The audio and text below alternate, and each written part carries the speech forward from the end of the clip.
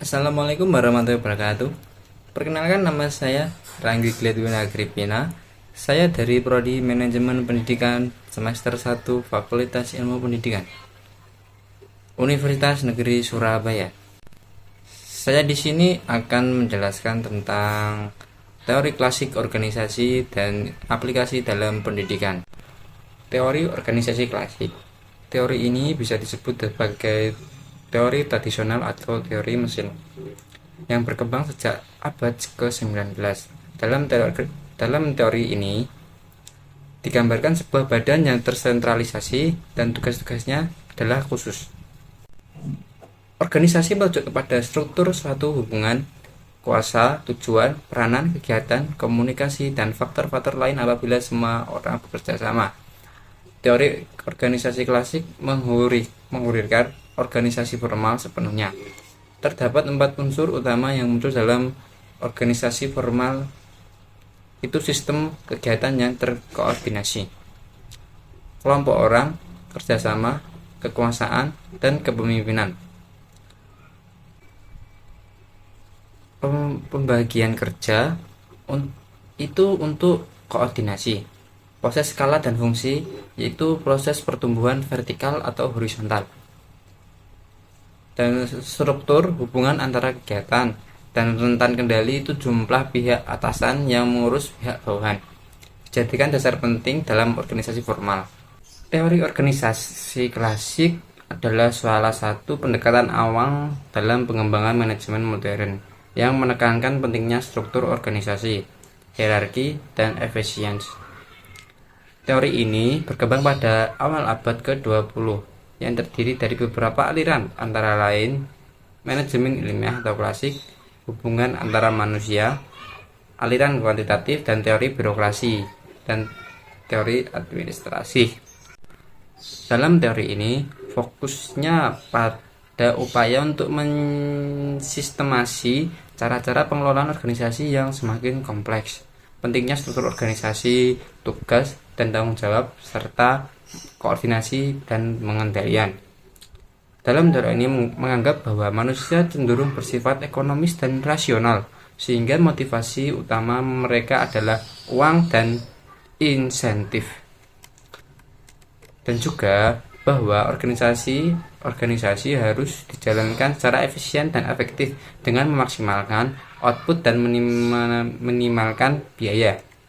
Teori klasik organisasi memberikan kontribusi besar dalam pengembangan manajemen modern. Meskipun kritik juga dilontarkan terhadap pendekatan ini. Salah satu kasus yang dapat diambil adalah organisasi pers mahasiswa yang memiliki masa jabatan kurang lebih 1 tahun atau terhitung 2 semester. Organisasi ini termasuk dalam jenis organisasi klasik, di mana apabila pendekatan secara rasional berhasil dilakukan, maka tujuan dari kelompok tersebut akan tercapai.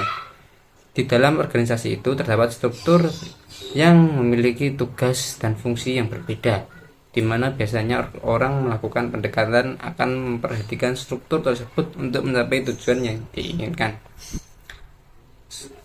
Selain itu, teori klasik juga memiliki unsur-unsur penting dalam organisasi. Yang pertama, lembaga sosial yang terdiri atas kumpulan orang-orang dengan berbagai pola interaksi yang ditetapkan. Dan yang kedua, memiliki tujuan tertentu. Yang ketiga, terdiri atas organ-organ yang memiliki tugas dan pembagian kerja masing-masing, namun saling berhubungan dan berkaitan satu sama lain guna mencapai suatu tujuan tertentu. Prinsip-prinsip teori organisasi klasik dalam pendidikan. Yang pertama, struktur organisasi yang jelas dan terkoordinasi dengan baik. Penerapan prinsip ini dapat dilakukan dengan memperhatikan struktur organisasi pendidikan yang jelas dan terkoordinasi dengan baik. Hal ini dapat dilakukan dengan menetapkan tugas dan tanggung jawab yang jelas bagi staf anggota pendidikan, serta memperhatikan koordinasi dan pengendalian yang efektif. Yang kedua, hierarki dan otoritas yang jelas. Penerapan prinsip ini dapat dilakukan dengan memperhatikan hierarki dan otoritas yang jelas dalam pengambilan keputusan di lingkungan pendidikan. Hal ini dapat dilakukan dengan menetapkan aturan dan prosedur yang jelas, serta memperhatikan pembagian kerja yang efektif. Yang ketiga, efisien dan efektivitas dalam pengelolaan pendidikan. Penerapan prinsip ini dapat dilakukan dengan memperhatikan efisien dan efektivitas dalam pengelolaan pendidikan. Hal ini dapat dilakukan dengan memaksimalkan output dan meminimalkan biaya, serta memperhatikan penggunaan sumber daya yang sangat efektif. Dan yang keempat, motivasi dan Yang keempat ada motivasi dan insentif bagi anggota pendidikan. Penerapan prinsip ini dapat dilakukan dengan memperhatikan motivasi dan insentif bagi anggota pendidikan. Hal ini dapat dilakukan dengan memberikan penghargaan dan insentif bagi anggota pendidikan yang berprestasi, serta memperhatikan kebutuhan dan keinginan anggota kependidikan. Yang kelima, perencanaan dan pengorganisasian yang baik. Penerapan prinsip ini dapat dilakukan dengan memperhatikan perencanaan dan pengorganisasian yang baik dalam pengelolaan pendidikan. Hal ini dapat dilakukan dengan menetapkan visi dan misi, juga tujuan pendidikan yang jelas, serta memperhatikan integrasi dan koordinasi yang efektif. Dari kesimpulan di atas, teori klasik organisasi memberikan kontribusi besar dalam pengembangan manajemen modern. Meskipun kritik juga dilontarkan terhadap pendekatan ini. Teori ini juga memiliki unsur-unsur penting dalam organisasi, antara lain lembaga sosial yang terdiri atas kumpulan orang-orang yang pola interaksinya ditetapkan, memiliki tujuan tertentu, dan terdiri atas organ-organ yang memiliki tugas dan pembagian kerja masing-masing, namun saling berhubungan dan berkaitan satu sama lain guna mencapai satu tujuan tertentu.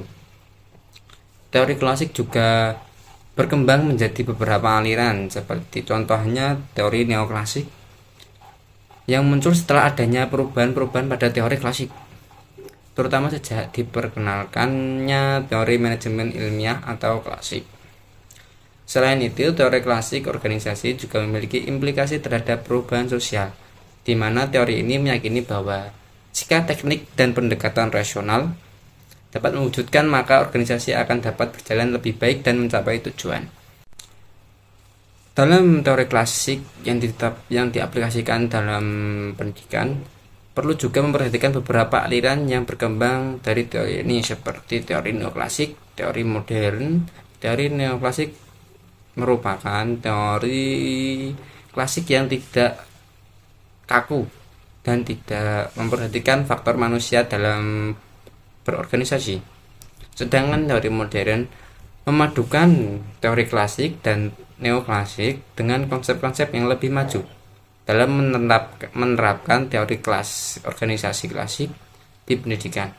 Perlu diperhatikan prinsip-prinsip dasar teori ini dan mengkombinasikan dengan prinsip-prinsip dan aliran yang berkembang dari teori ini. Demikian materi saya yang saya sampaikan, yaitulah tentang teori organisasi klasik dan aplikasi dalam pendidikan.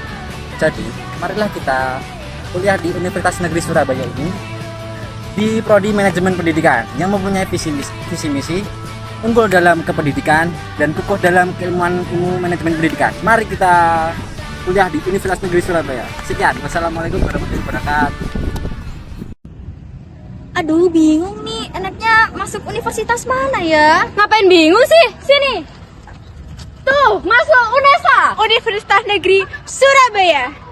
Tapi kalau misalnya aku masuk UNESA, enaknya tuh pilih jurusan apa? Ngapain bingung? Masuk MP tuh. Siapa kita? Manajemen Pendidikan. MP.